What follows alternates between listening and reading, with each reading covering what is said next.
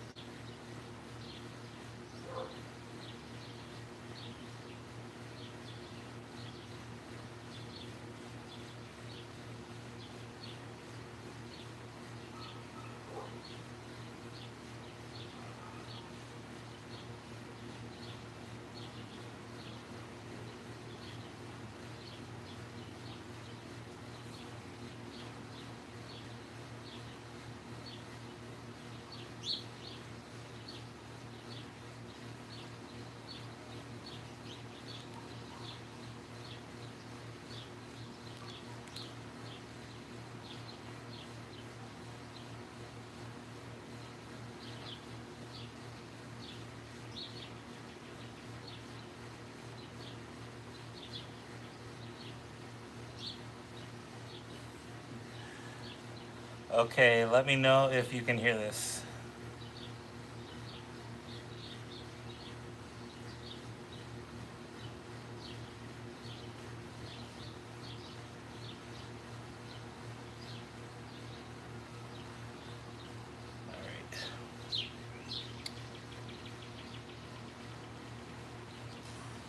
Alright, so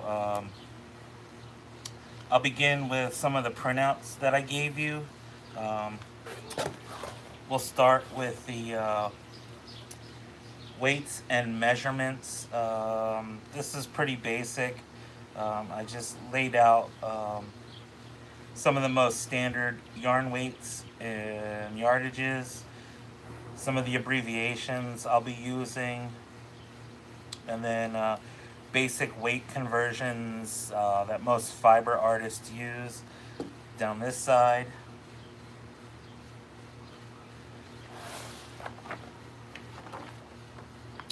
Alright, so then my next page is solutions and stocks, and the I have suggested examples, and I'll go over that because this will correlate with what I'm going to do as far as getting repeatable solid colors. And so the example that I have is for a standard recipe for dye stock is a 1% solution. So you'll want to take 5 grams of dye powder to 500 milliliters of water, which I will show you.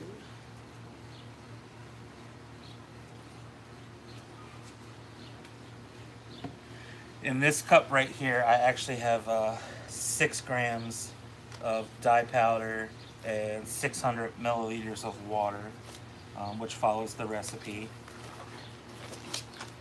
And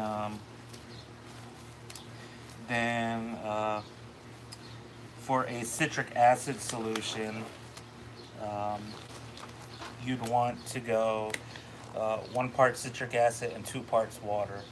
So if you do it by weight, you want to go, so grams and milliliters work the same. So if you did like 100 grams of citric acid crystals, you'd want to mix it with 200 milliliters of water.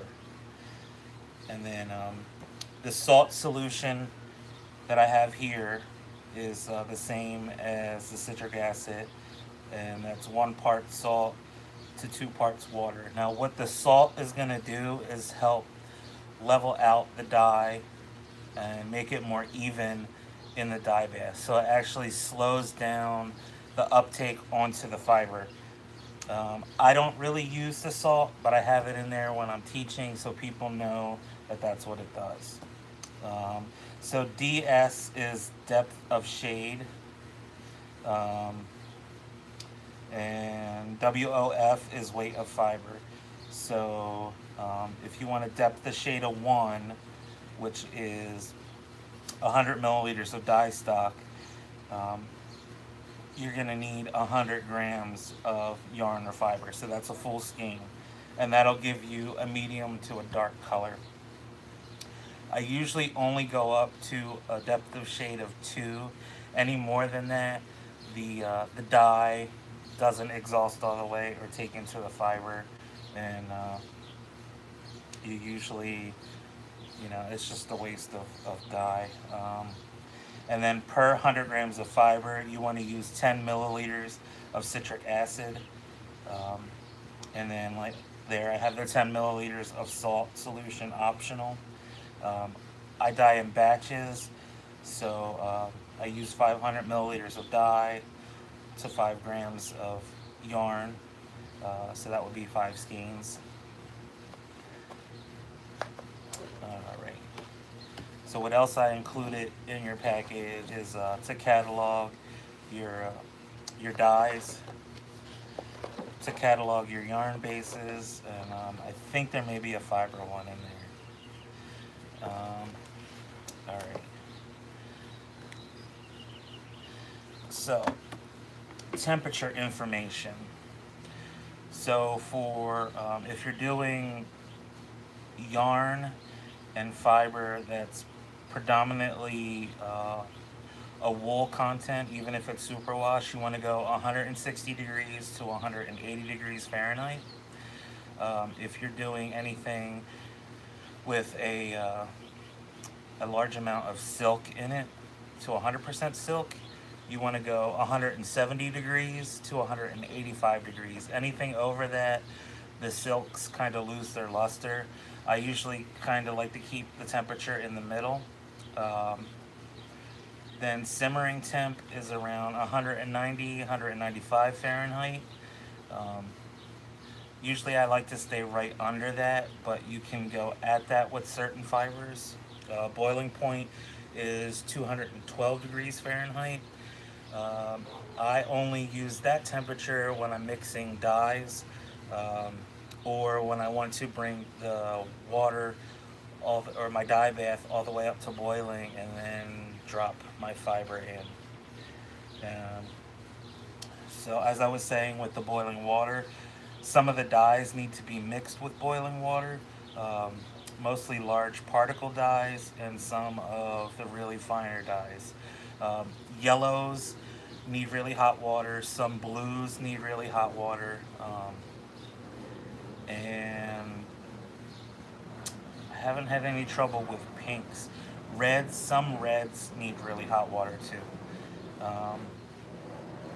And then all other dyes can be mixed at 140 degrees and up Fahrenheit. Yarn pre-soak, what I like to do is use hot water around like 160 degrees.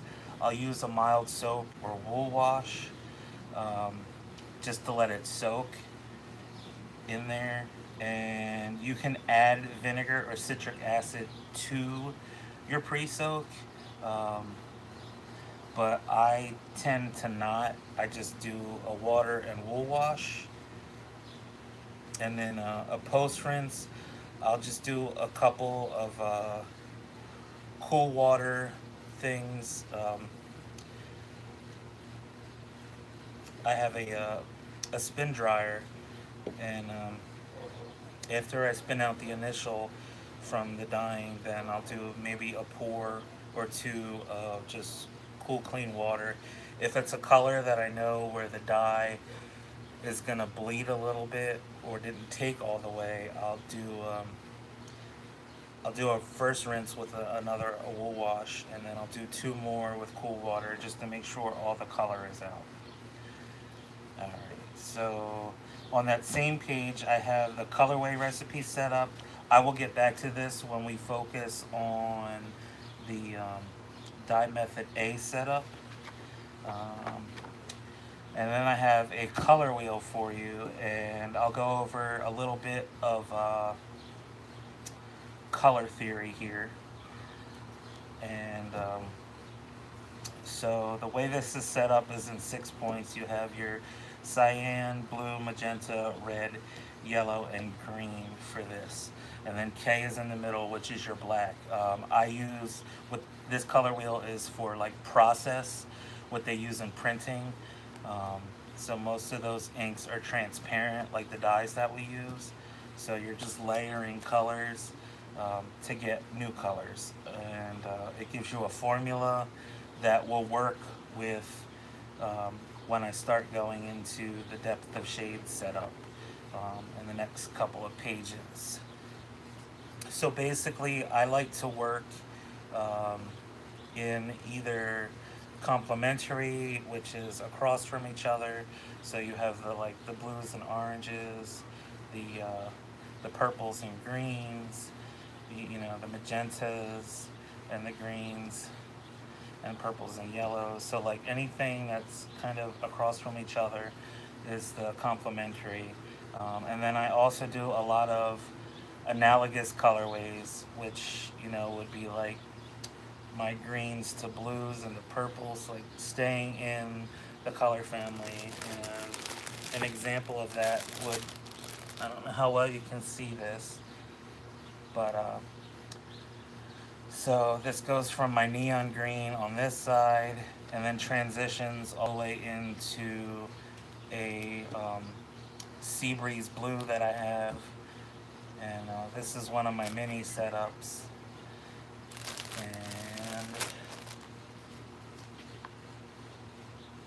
And then there's other ones where you do like the complementary and then an analogous. I forget the name of it, but that gets into I think it's like complex colors. But and so this would be your base shade and what I would call my 1%. And as you go out, you go lighter. It doesn't show the lighter ones on here, but as you subtract color, it'll go lighter. And then you can take a black or gray and add to it to make it darker. You could also, which this doesn't show, you could also use a complementary color and cool the color down. So like say you had a yellow and you added a purple to it, you could just bring that yellow down into a more deeper, like muted, that's the word I'm looking for, muted color. But I tend not to do that with the complementaries because to me that makes mud, and I just don't like mud. And before I get into the depth of shade, do you have any questions about anything that I just went over?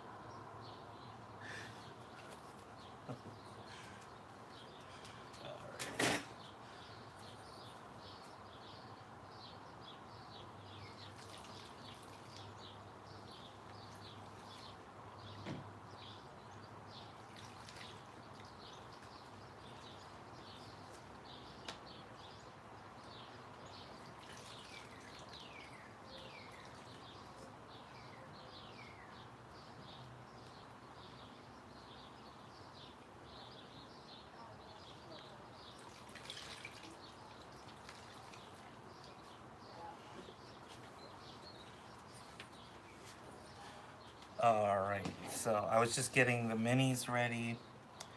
Alright, so I'm going to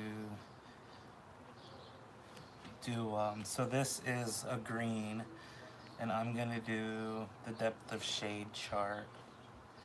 Alright, so let me see.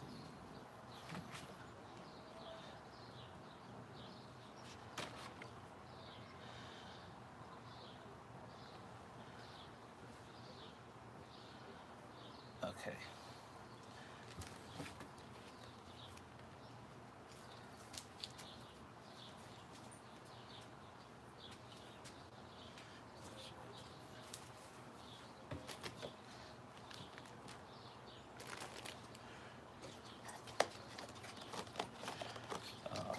And I'm gonna get my hot water ready.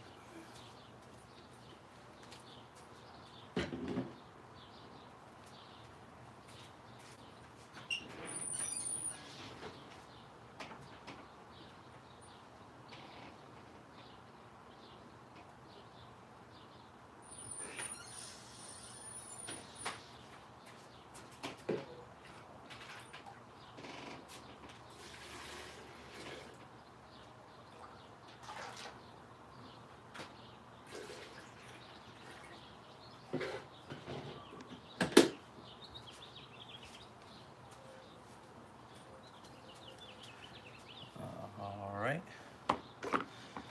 turn that on. All right, so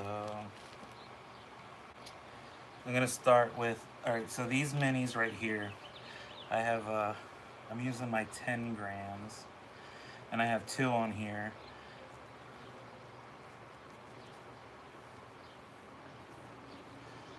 All right,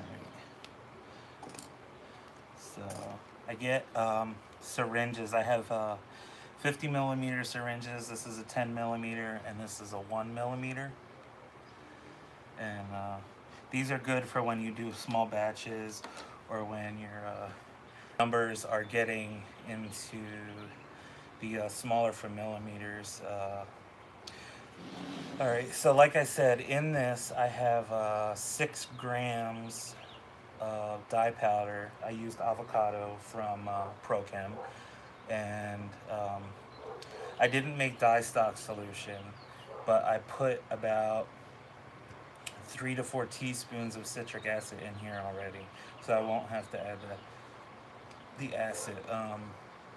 When you're starting out, I would recommend using the citric acid solution until you're comfortable enough to where you're just eyeballing your citric acid. The reason I'm heavy-handed with my citric acid is because it really brightens my colors and makes them stick right away and fast. And it helps with the exhausting, so I don't have much rinsing to do. All right, so for the 2 depth of shade, I have 5 skeins here, or 5 sets of 20 grams. So that's 1, 2,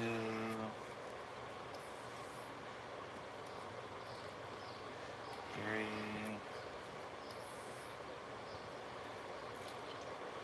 4. All right, so this first one here is set up for 40 milliliters of dye. So that's depth of shade 2. The second one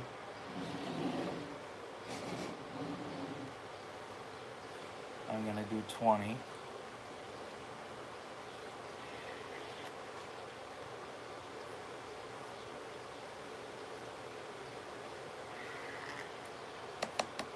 So that's 20.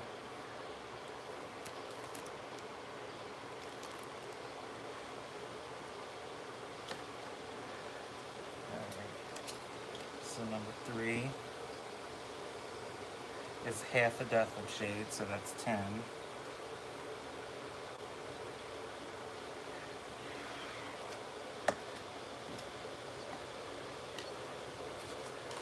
Number 4 is a quarter, so that's 5.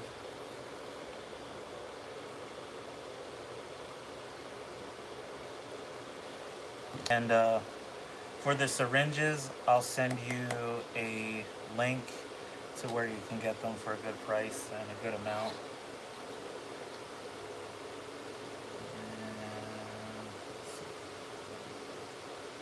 Alright, and then number 5 will be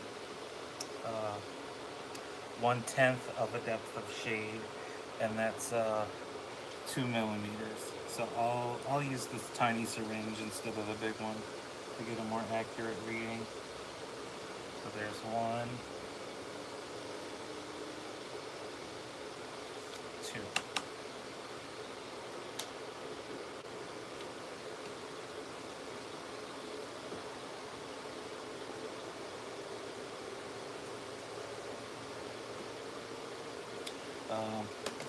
I get a lot of my containers at the dollar store. I get my paintbrushes at the dollar store. My bigger containers I get at between Home Depot, Walmart, and Target. So those are good places and they're cheap. Like these ones I get at the dollar store. I'll get like 4 to 5 in a pack for $1, and I just stock up.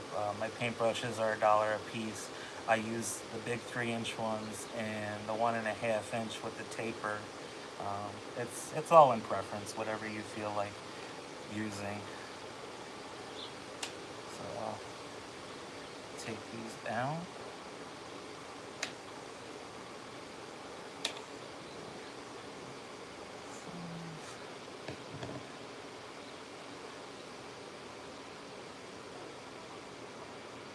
And I use this kettle. I think I got that at a discount supply store, but you can find it anywhere, usually between $10 and $20 for one of these hot water kettles.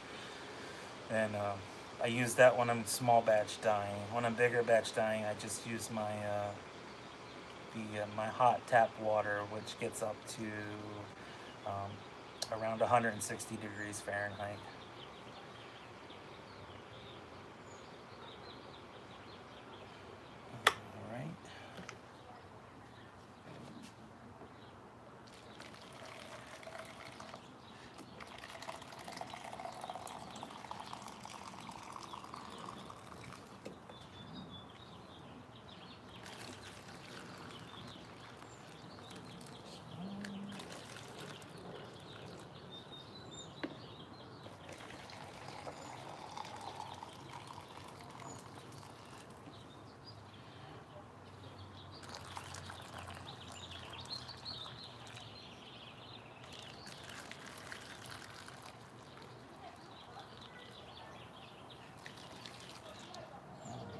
Alright, and I'll fill this up again.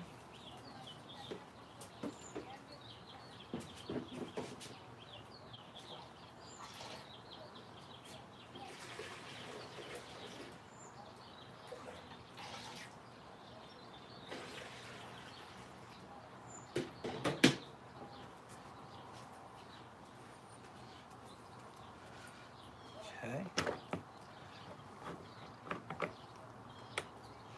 All right. So I'll set that here. Okay.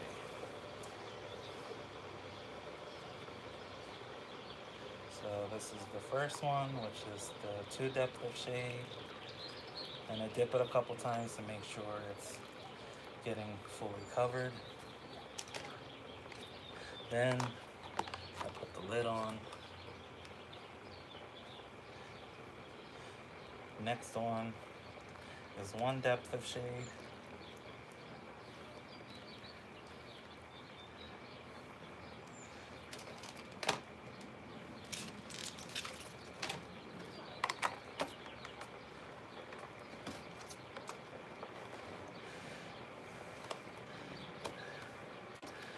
And when buying plastic containers, try to get the thickest ones as possible. These ones, since I'm sticking boiling water in them, soften up a little bit, but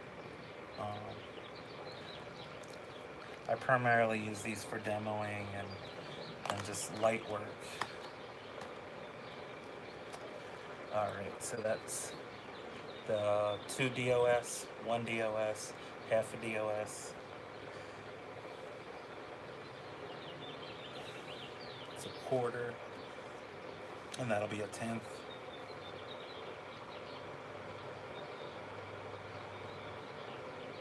Um, Only when you're mixing your dye stock solution that need to be exact.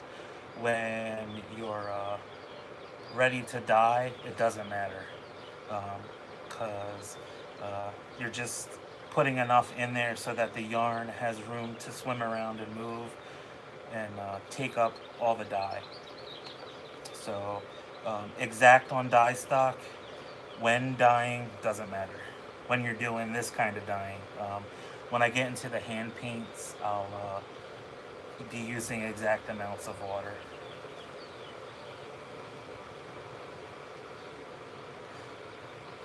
Hopefully that made sense.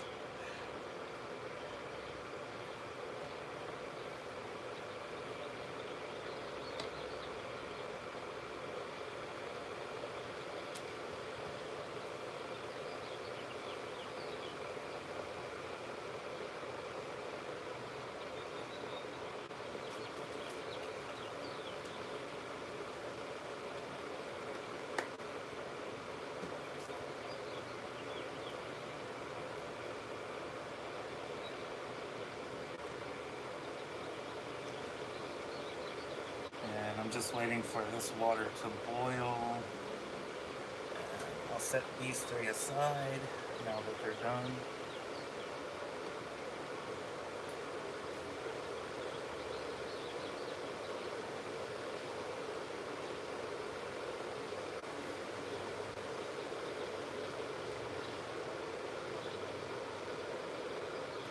Oh, these are the shower rings are a lifesaver. I get them at the dollar store too. They come in packs of 12, and I just stock up on them. I have somewhere a whole big box of them. I just keep. You can order from the Dollar Tree by the case. I forget how many come in. I think 24 to 48. 12 packs come in a case. They're a lifesaver. They help so that you have something to grab onto and that the yarn doesn't tangle. Sometimes you'll get slight tangles, but they're easy to manage when taking things in and out of dye baths.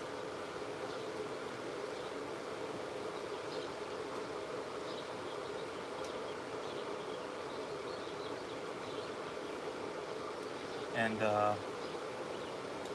I'll also, when the whole thing is done, I'll also send you links to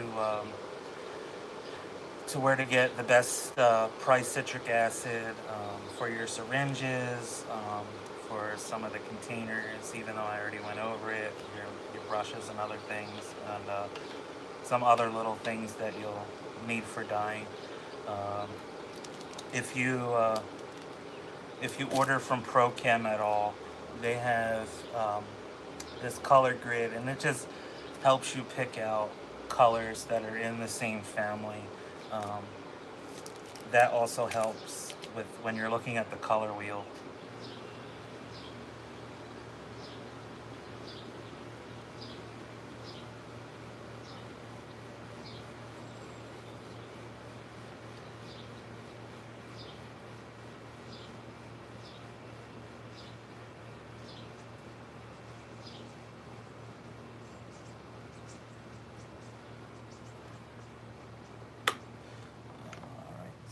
This is ready.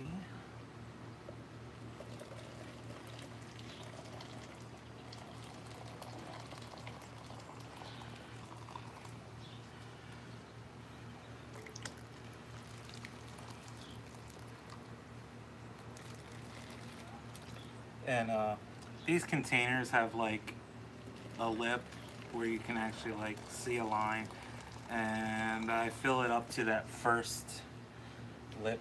Usually on these is enough. This size container I will only do 20 grams at a time, maybe 40. But you really want like room for stuff to swim around, so it's taking up all that dye and gets in the fiber.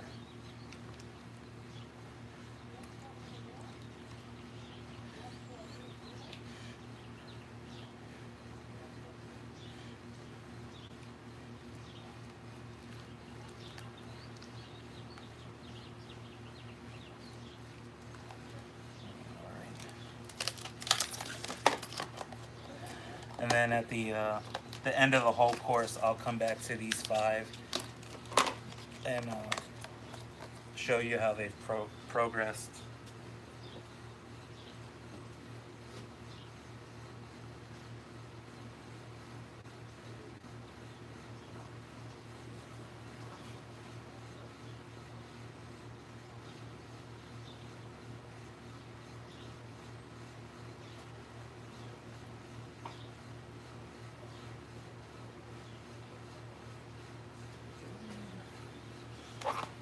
Clear some of the stuff we don't need anymore.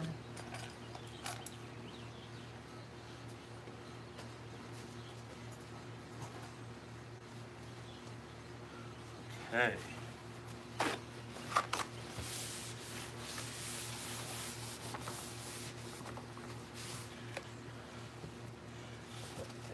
All right.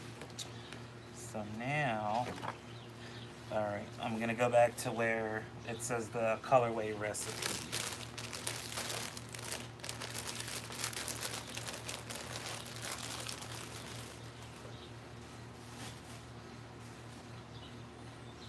Okay, so the example I give is my Hawaiian sunset, and I do a lot of my yarn in batches of 5. Lately I've been doing them in 4, but I can alter my recipe. So for this example, let's say we're doing 5 skeins. So we have 500 grams of fiber, so that's 5 skeins of yarn. We're gonna need 500 milliliters of dye stock. Now how I do this is I have 4 colors in that colorway. So I have my fluorescent yellow, my fluorescent orange, my deep magenta, and my neon purple. So they're all, 3 of them are at 100%. 1 of them is at 50% strength or depth of shade. And when I say 100%, I'm going off of DOS1. All right, so so for the fluorescent yellow, I'll need to make, let's see, 1.25 grams of dye powder to 1,000 milliliters of water. And that's so that I can do the whole batch. So that 1,000 milliliters of water is just for batch dyeing. It's not a true dye stock. It will be diluted, but it gets the batch done for the concentration of that color that I need on that yarn in that batch. So the same thing with the fluorescent orange. It's 1.25 grams of dye powder to 1,000 milliliters of water. My deep magenta is at 50% depth of shade of a DOS1. So normally I double the amount for that particular color, but on this one, since it's half a DOS, it's 1.25 grams depth of shade to 1,000 milliliters of water, and the same thing with the neon purple. And I have that colorway right here. So when I paint the yarn, I don't do it in the round, and I don't just plop it out like this. I get, let me pull out a wet skein and show you what I do.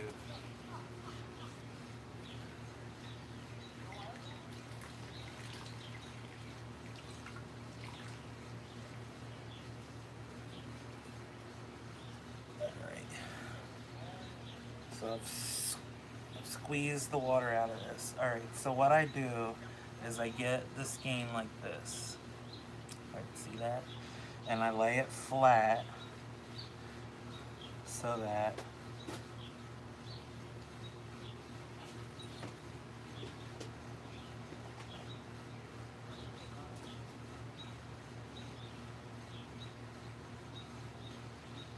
sorry about that. Something spilled in there in my dye shed to my right here.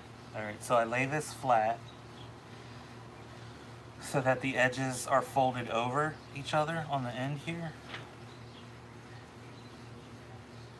And that way you get more surface to paint with.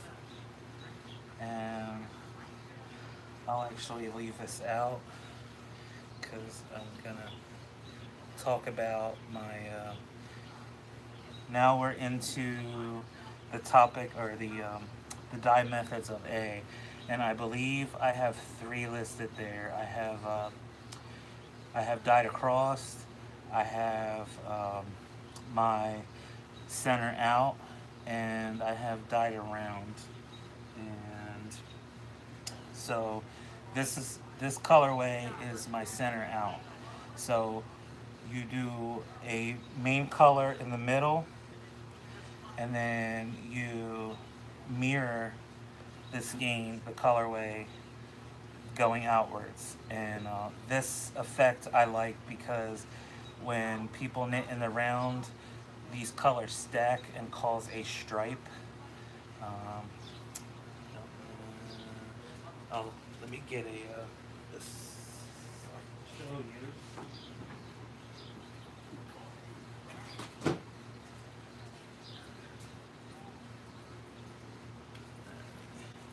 So there's, like, depending on how many colors, the more colors you have, the thinner the stripes are going to be, the bigger the section of color, the thicker the stripes are going to be in the round. And it's just stacking of color, which will give you the illusion of lines and striping. But then when you knit flat, it just pulls differently. So, alright, so this is a center out, and I believe this one is alright, so this is a dyed across, and this is my colorway, Crown Jewels of Egypt. So I do a gold in the middle, and then on either side I do a single color. And this will also produce a stripe, but you'll get a thicker stripe and stack. The pooling on flat knitting will be bigger, and this I just call it dyed across because you're using colors 1, 2, 3 across the skein, and it doesn't really repeat. Whereas this one, you know, the colors repeat themselves in smaller sections across the skein, and you get a different effect. And I have 3 colors set up of dye stock, or dyeing for this already, that I'm going to just demo how I paint my skeins and what I put in my things for painting.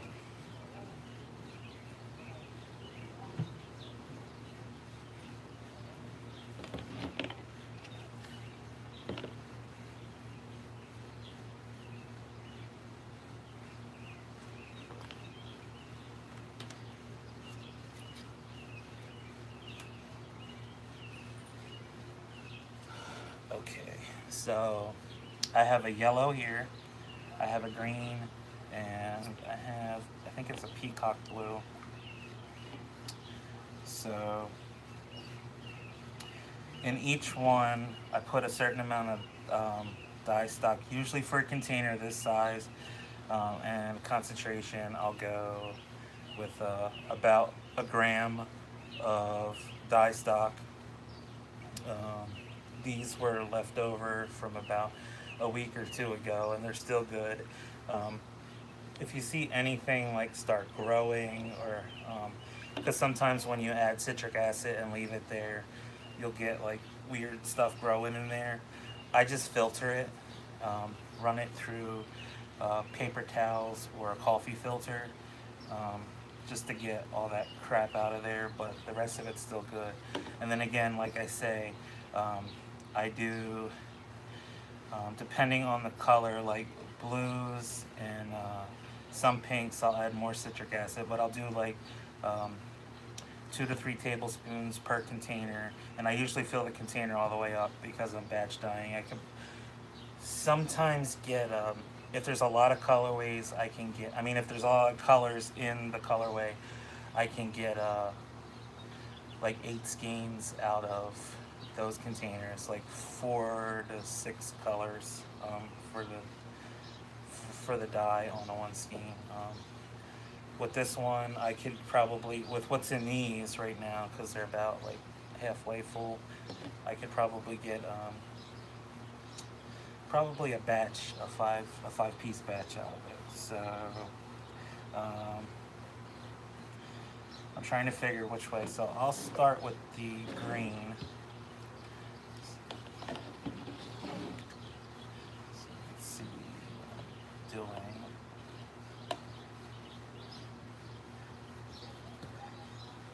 And I'll just like eyeball where my middle is.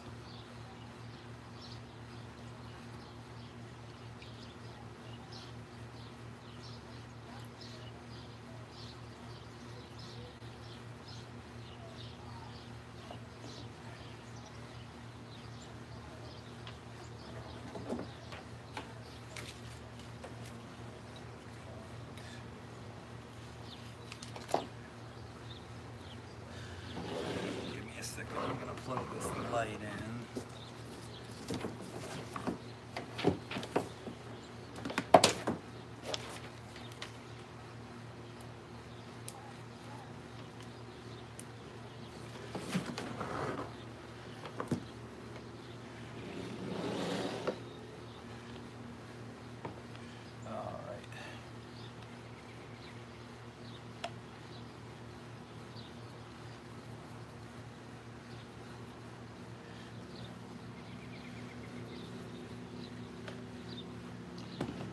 So I have the green down, and I think I'm going to go with some blue next.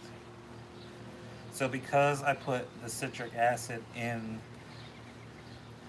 my, my painting solution, and the amount of citric acid I put in here, the colors stay where I put them.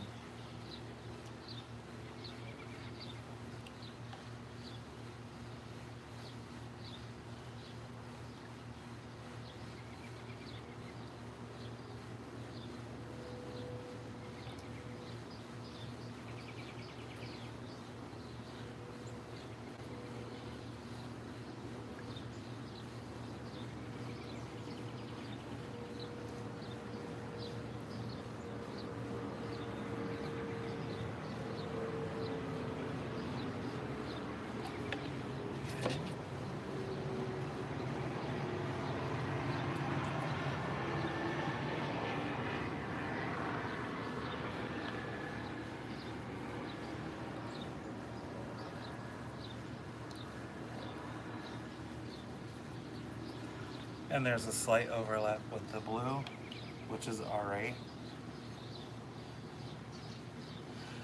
Because obviously blue and yellow make green.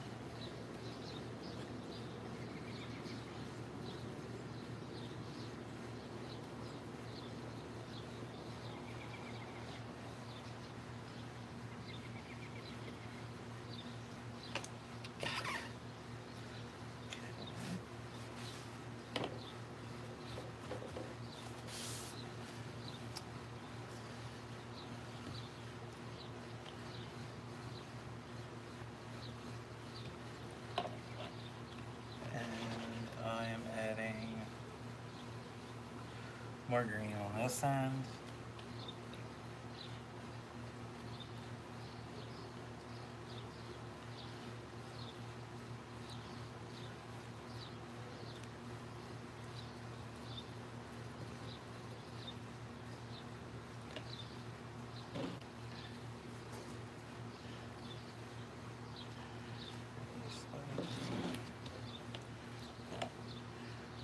Some more green on this side.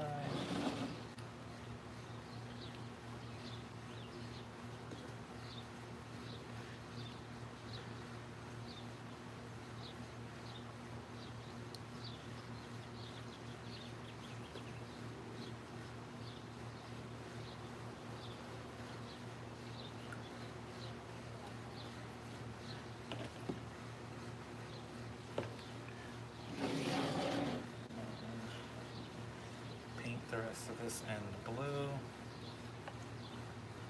Now when you get to the very edge of the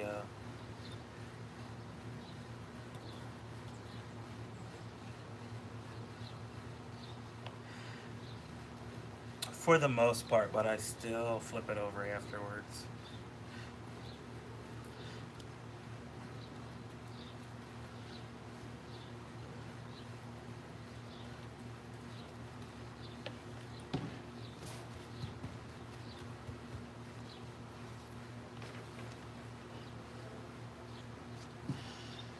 Usually the counter surface I work on is as long as the skein, so I don't have to worry about pulling the skein back and forth.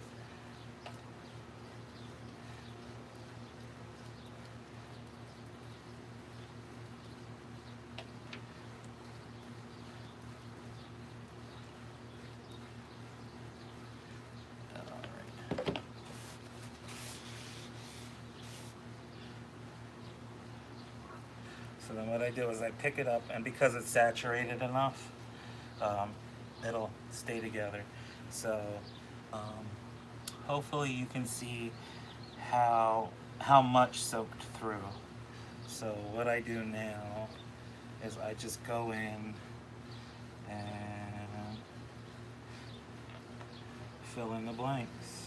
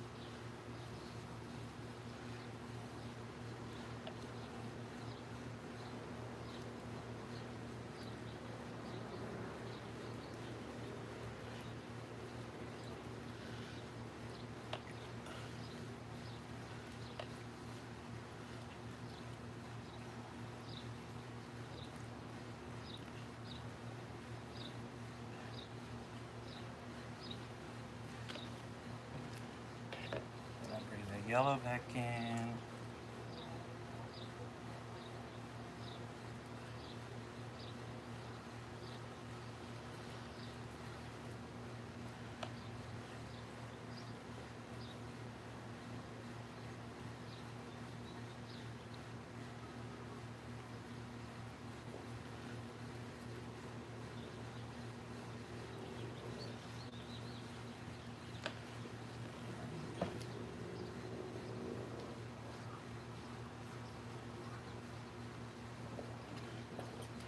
Some more blue on this end.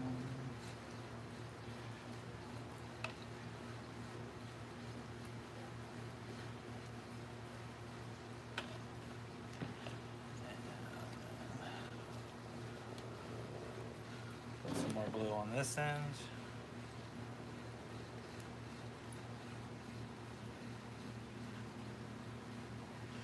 Alright, and then like once everything's dyed, what I like to do is just do a push through. And then when I have like 5, I'll just do the same thing as I'll go through and just check to make sure everything is covered. It is.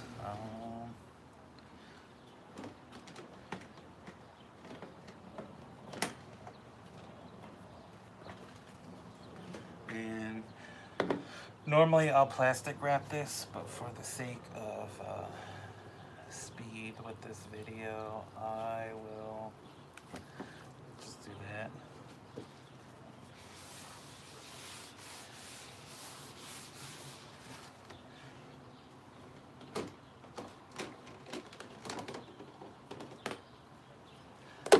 Pop a lid on there, and then I put this in the microwave for about 4 to 5 minutes.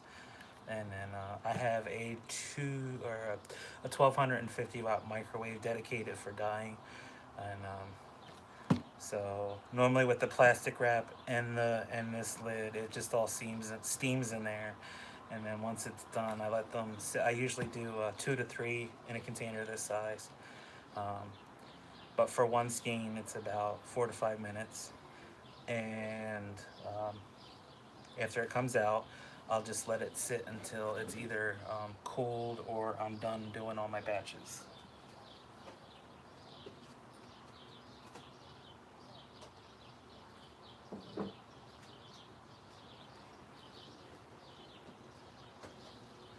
Okay, so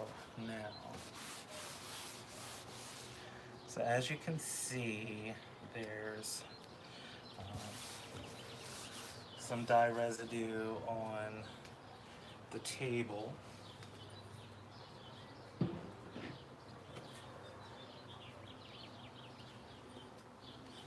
And what I like to get is the Windex with the ammonia still in it. That will help take up any dye that gets stuck to your surface if you're working with this. Another good thing to do is get the thick vinyl from like a Joann's or something from a fabric shop, and use that as your cover. You'll still need the Windex to wipe it down, but at least that's easier to rinse off when you're done with it. You can take it outside, hose it off, and whatnot. So the next one I think I'm gonna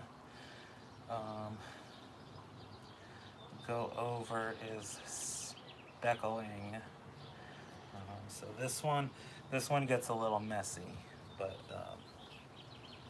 here's one of my speckled skeins that I do, and I'll get closer to the camera so you can see. So this is my neon speckled.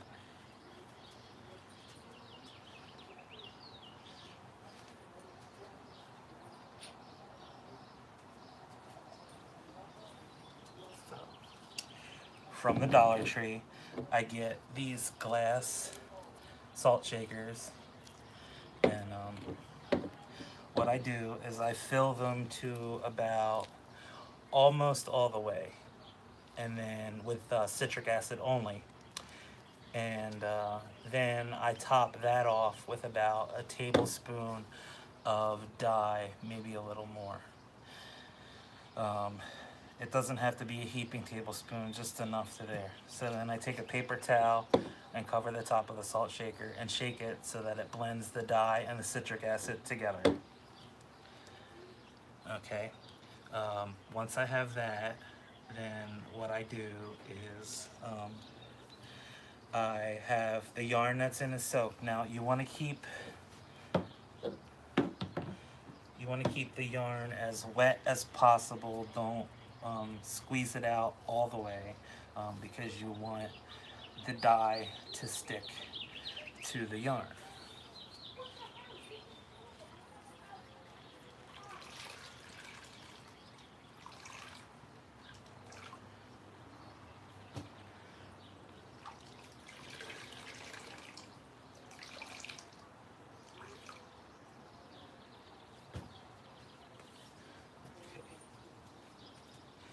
So I'm going to do 2 skeins here, and what I do is I untwist them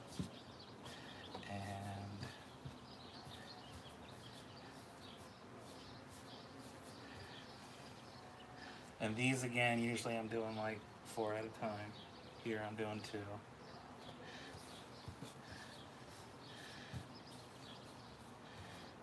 And I just want to make them slightly messy. And then I will go in with my yellow.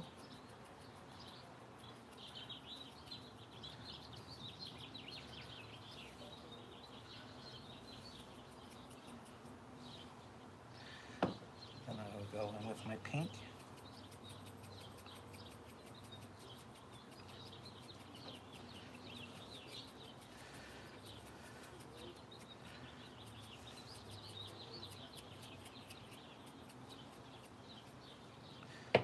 And I'll go on with my blue.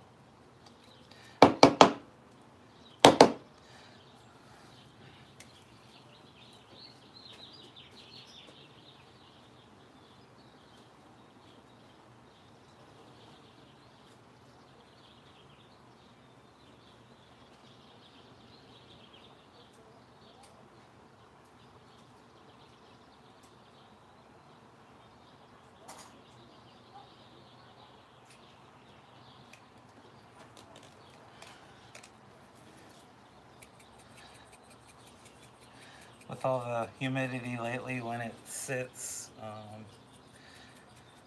it gets caked up, so I have to go in with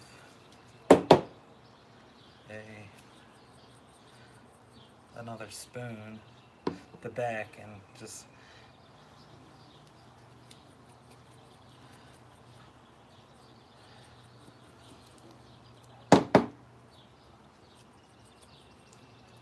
okay. And then with that, I just pick it up, turn it over, same thing, pick it up, turn it over. And it's alright if it gets a little messy. It's speckled, it's supposed to be messy. Just make sure you're in a well ventilated area for this.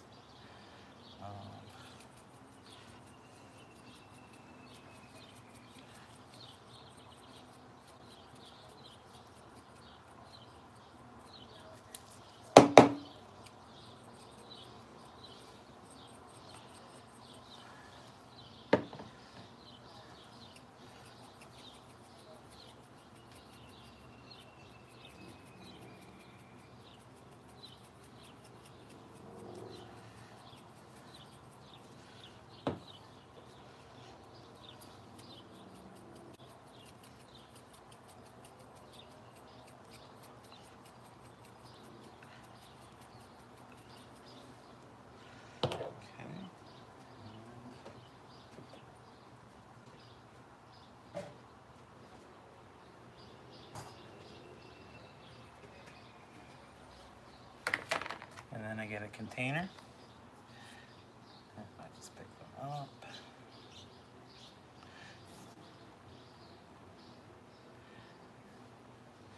Put them in there. And the same thing, in the microwave for about 4 minutes. Since there's not a lot of water in there, it's not going to take that long.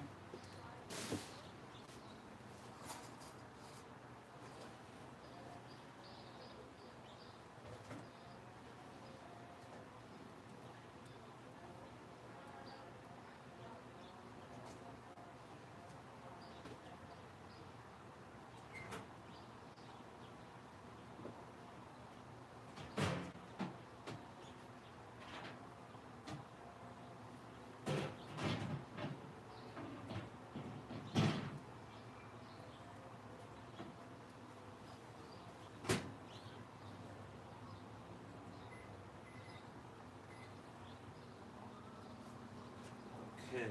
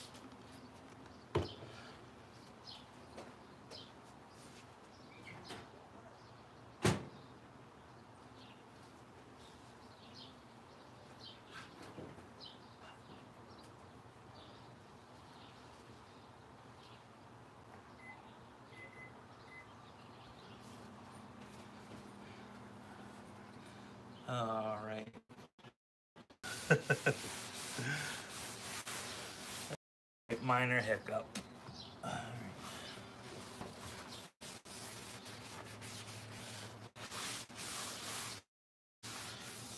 That's clean for now. Okay. Then light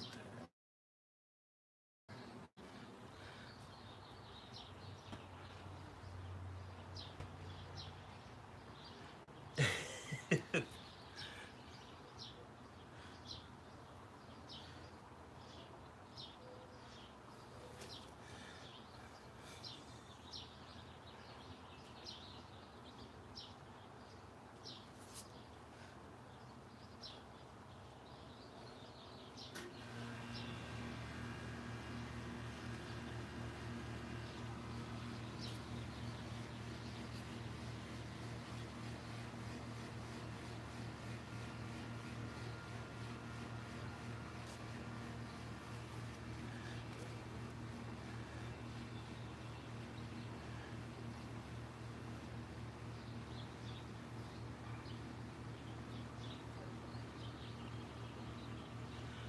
All right. Let me.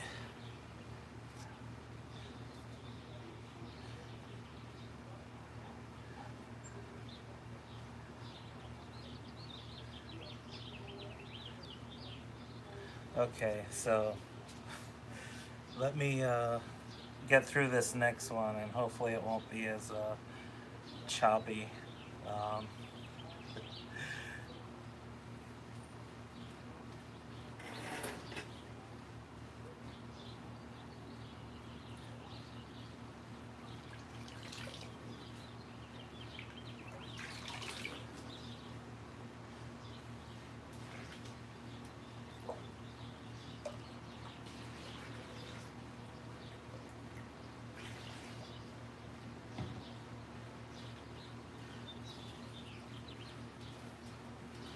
all right.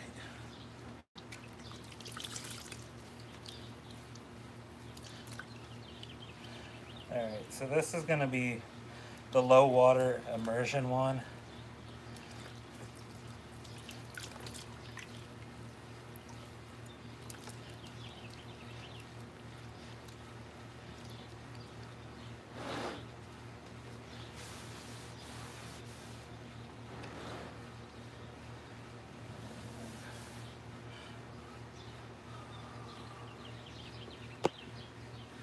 Hopefully you can see there's about maybe an inch of water in there, and it's just covering the yarn. And I'm going to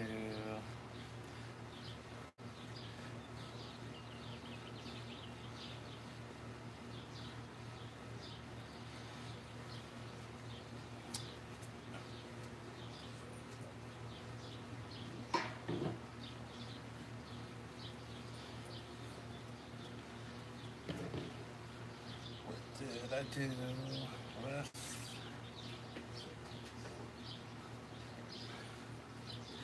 okay, so I brought back out the syringes, and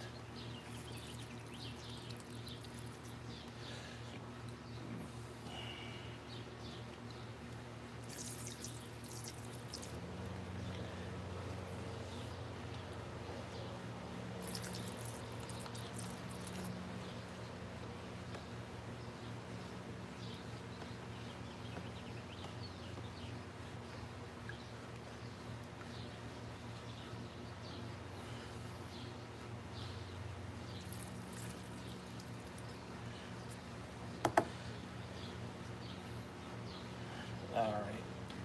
So I'm just squirting as much as I want on here of yellow, and so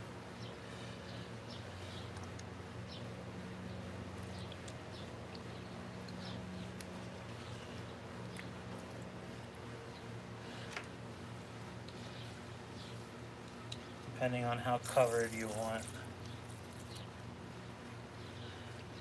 the yellow. And then what I do for low immersion dyeing like this is after I place the first color, which is usually the yellow, I will microwave this on high. I'm not going to do that now because the microwave seems to be messing with the connection.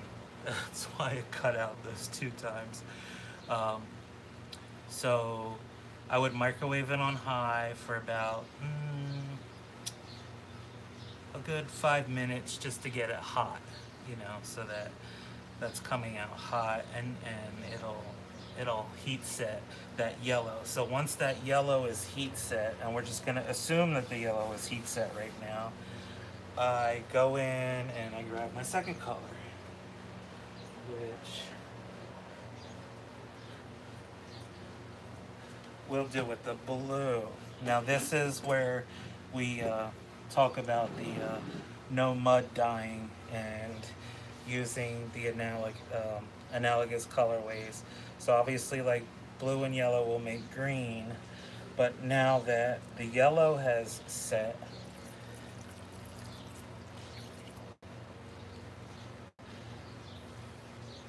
you can go in and start placing your blue.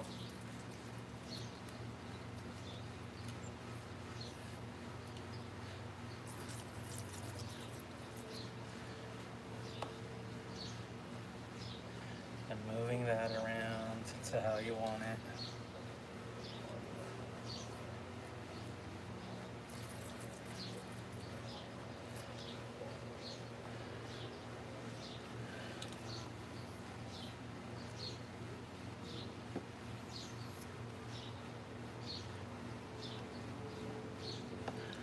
You don't have to use a syringe for this method. You can pour it in.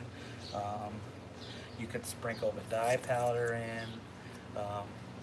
But like if you do the dye powder method on the first color, and when you set it and pull it out, you just want to mix it enough so that you're getting coverage on your yarn.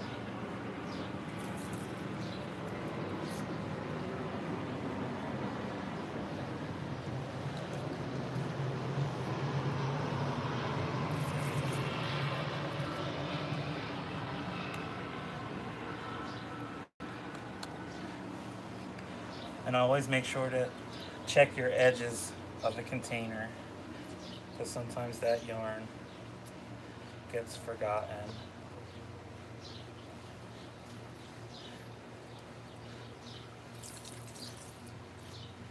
And you know, you can always do a first coat, and then you know, do your first coats. And set this again in the microwave, 5 minutes, pull it out. By now, the yarn and the water will be hot enough that when you apply the third color, you won't have to heat set it again because it will be really hot.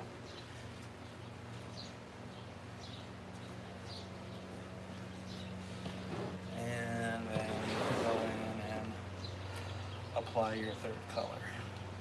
So I'm just going to go in with the brush. Apply it.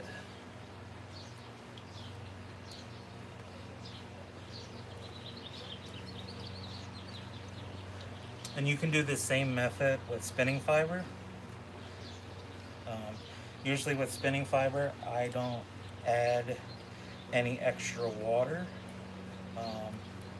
I just put the spinning fiber right after I squeeze all the excess water out. I just put the spinning fiber in here and then apply my dye as needed.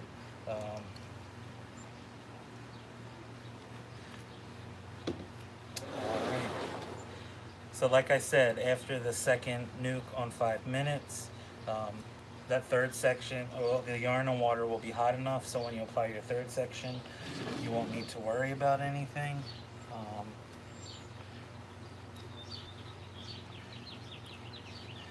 And then put a lid on it and let that sit. So, got any questions about this method?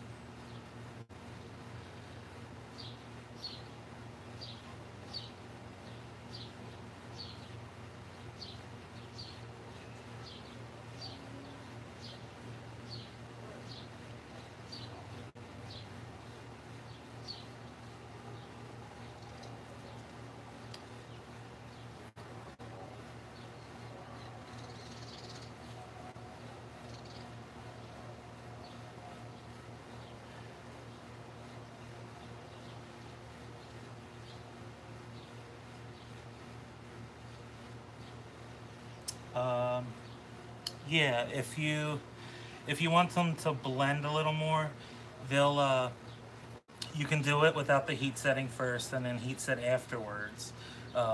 What I would stay away from definitely, like if you're gonna do yellow, magenta, and blue in the same effect, you really want to do your yellows first, or each color individually, because what's going to happen is those colors are going to spread in there, um, and mix with each other, especially when the blue starts going into the yellow and past. They're just going to swirl. So if you do your yellows first and have the yellow strike and be already set on there, anything you add after that isn't gonna give you mud or bleed as much. You can also lessen the amount of water you have in here. Like I said, I have about 1 inch of water. You can do a 1/2 inch, whatever you feel comfortable with to get the results. For blending more, you just want to, you can push the color over, or don't add as much citric acid to the mix. Um, that helps, is because the less citric acid you use, the longer it's going to take to strike. Since I'm heavy-handed with my citric acid, like even in here, it's already striked. And I use superwash a lot. If you use regular wools or non-superwash wools, untreated, also known, the colors don't strike as fast, even if you're heavy-handed with the citric acid. So you'll get some blending there. Um, but anytime you're using colors that will eventually give you mud, do your lightest first to heat set that and strike it. Like with these, since they're analogous and in the same color range, um, you're gonna get a better blending. But like, I get what you're saying. You want like your like, see how there's some white here. I would go back in and touch that up later on with some painting.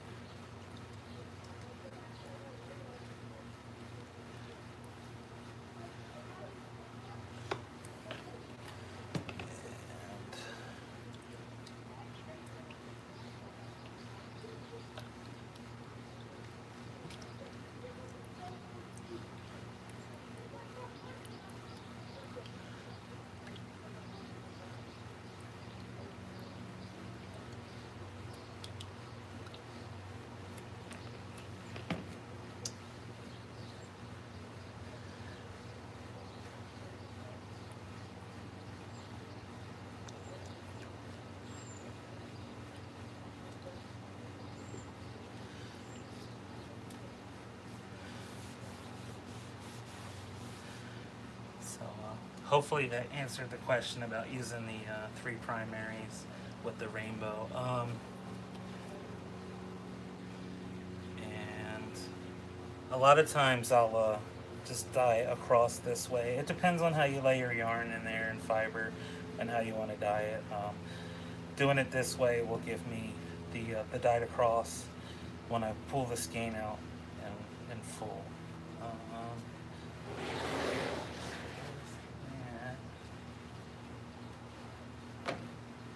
And I'm gonna bring the 5 mini skeins back that I did with the depth of shade.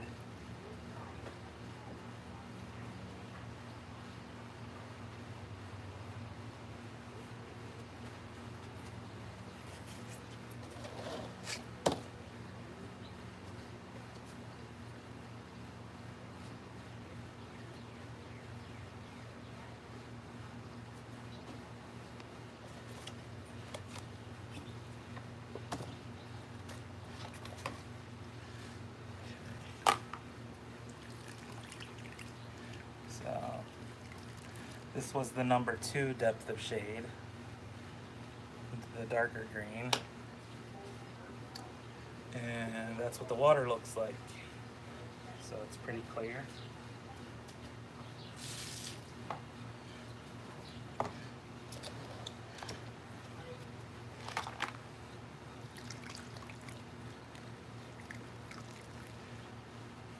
That's the #1 depth of shade. Same thing, clear water.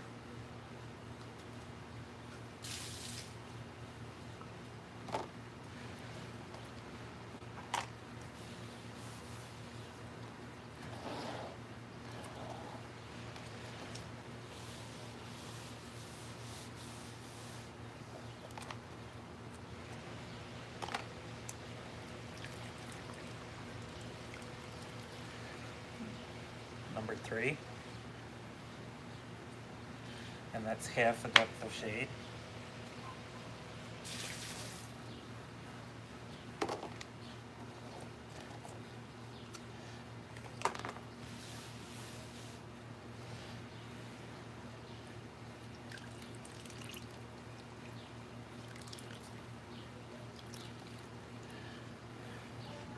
That's a 1/4 depth of shade.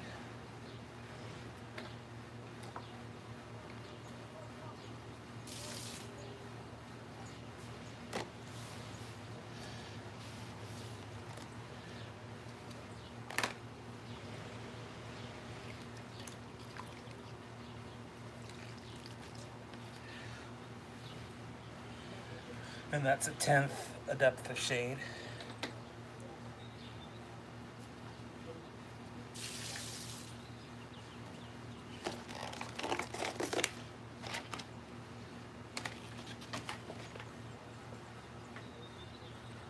Let's put that in there. And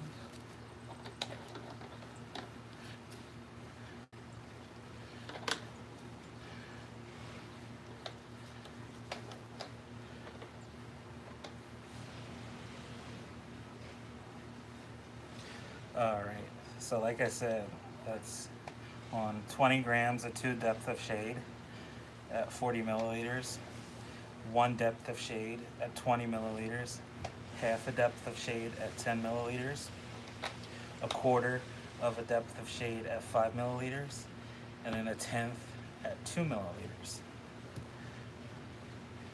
And then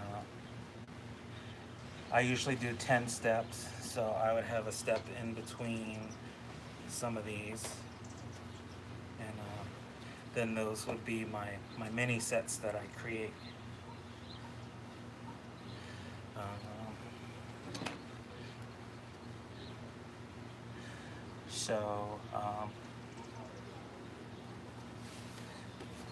Yeah, that basically covers the 3 things, the 3 extras in this one, and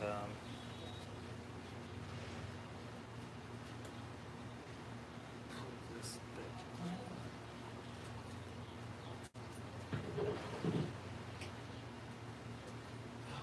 all right, so